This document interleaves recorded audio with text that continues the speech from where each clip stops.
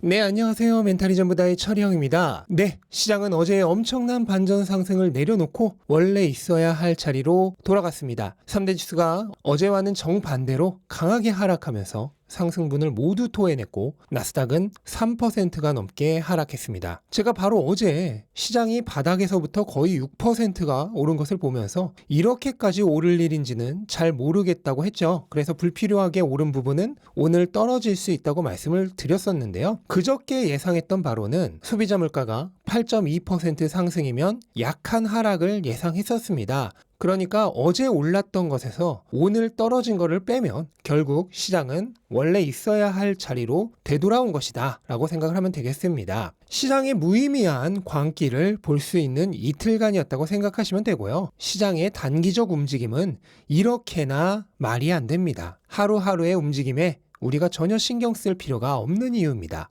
뭐 이러니 저러니 해서 결국 최고로 화제가 되었던 물가지표 발표의 한 주가 끝이 났습니다. 생산자 물가와 소비자 물가가 모두 지난달보다 소폭 하락하긴 했지만 결국은 예상치를 상회하면서 인플레이션이 꺾였다는 증거는 되어주지 못했습니다. 따라서 이번 주 역시 시장이 불안했는데요. S&P는 주간으로 1.55% 하락, 나스닥은 3.1% 하락하며 정확하게 S&P보다 2배 더 하락하는 모습을 보였습니다. 주목해야 할 점은 다우가 이번 주에 상승했다는 부분입니다. 이렇게 시장이 뒤숭숭한 가운데서도 다우는 오히려 1.15% 올랐습니다. 물론 다우의 경우 가치주 위주의 지수이기 때문에 원래도 다른 지수보다 변동폭이 적기는 했지만 그래도 최근에는 거의 동조해서 움직이기는 했거든요. 그런데 이번 주에는 전혀 다른 모습을 보여준 것입니다.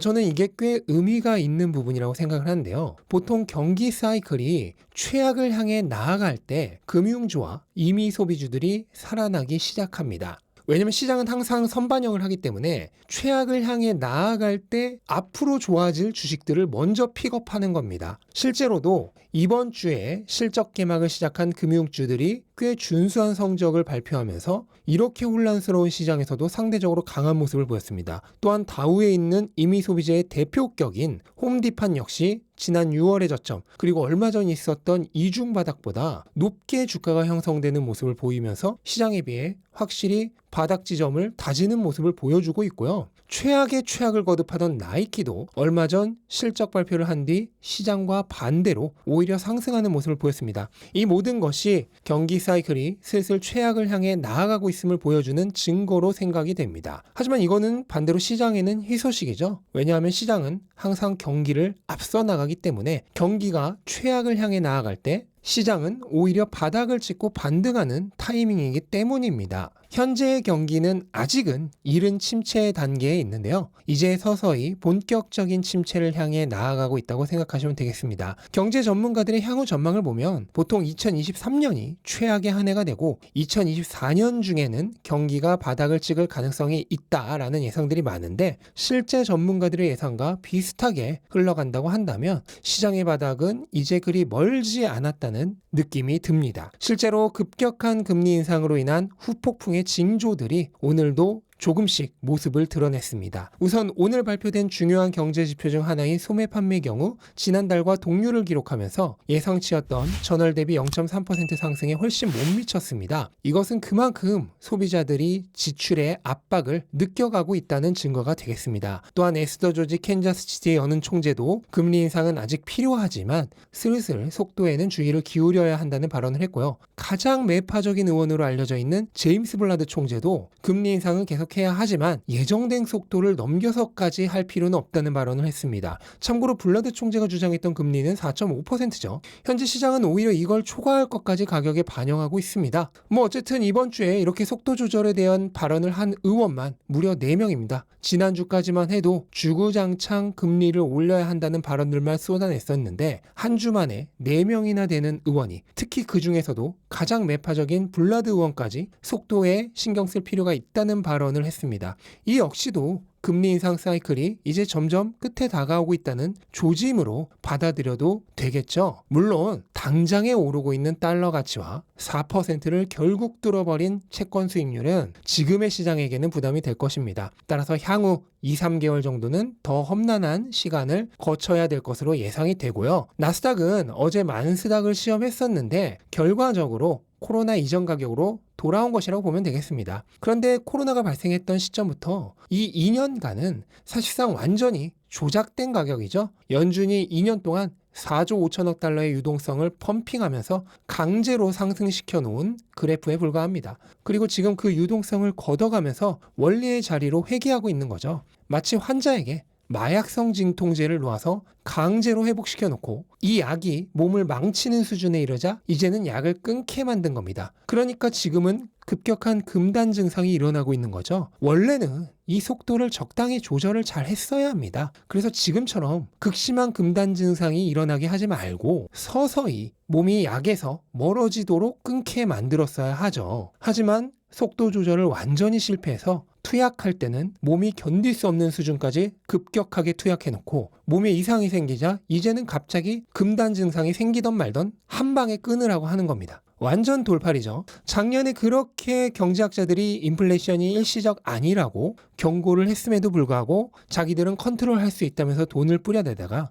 이제는 너무 오버하지 말라고 경고하고 있는데도 반대로 또 경기 침체는 제한적일 거라며 말도 안 되는 속도로 금리 인상을 하고 있죠. 자동차로 치면 1단 기어와 5단 기어밖에 없는 자동차입니다. 연준의 이렇게 완전히 정신 나간 정책 수준을 생각했을 때 아마도 시장은 지난 코로나 시점 또는 그 이하까지 하락할 확률이 충분히 있습니다. 만약 그렇게 된다면 이 2년간의 주가는 차트에서 그냥 지우고 보시면 되겠습니다. 왜냐하면 연준의 정책에 의해 기업들의 실적과는 상관없이 그냥 조작된 차트이기 때문입니다. 근데 아무리 이 2년간을 차트에서 지우고 본다고 하더라도 가격이 2년 전보다 더 내려갈 수도 있는 거냐고 하실 수 있는데 당연히 그럴 수 있습니다. 주식시장은 늘 주식의 정확한 가치를 반영하지 못하죠. 현재의 경제 상황이나 여러 가지 여건 등에 의해 크게 변동이 일어날 수 있기 때문에 얼마든지 그 정도의 오차는 발생할 수 있습니다.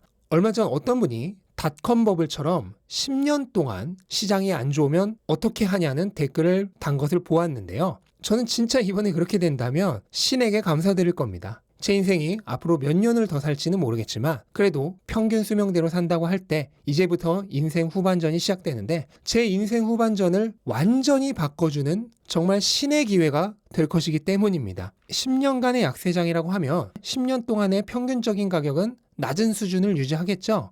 애플은 닷컴 버블 당시 4달러 50센트에서 고점을 찍고 내려온 뒤에 상당히 오랜 시간을 낮은 가격대에서 보냅니다. 거의 5년 이상을 그 가격대에서 보냈는데요. 그렇다면 이 기간 동안 애플을 슈퍼 할인가에 계속 산 사람들의 평균 가격은 대략 1달러 40센트 정도입니다. 그리고 15년 정도가 지난 현재는 100배가 올랐죠.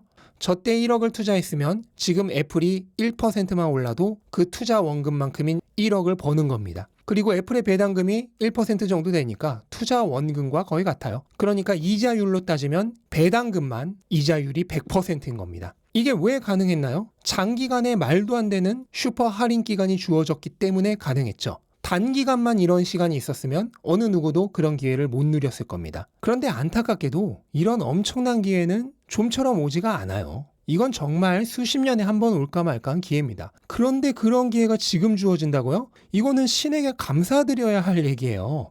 앞으로 10년간 미친 듯이 현금 채굴에 집중해서 모두 자산으로 전환하며 그렇게 한 사람들은 그 이후 10년 후에는 상상을 초월하는 부자가 됩니다. 닷컴 버블로 10년 동안 좋은 자산을 모았던 사람들처럼요. 저는 이런 엄청난 기회를 놔두고 걱정을 하고 있는 사람들이 있다는 게 오히려 이해가 되질 않습니다. 사람들은 항상 과거의 차트를 보면서 저때 샀으면 이라는 말을 합니다. 그런데 막상 그 기회가 본인에게 주어지면 도망가요. 참으로 아이러니한 일입니다.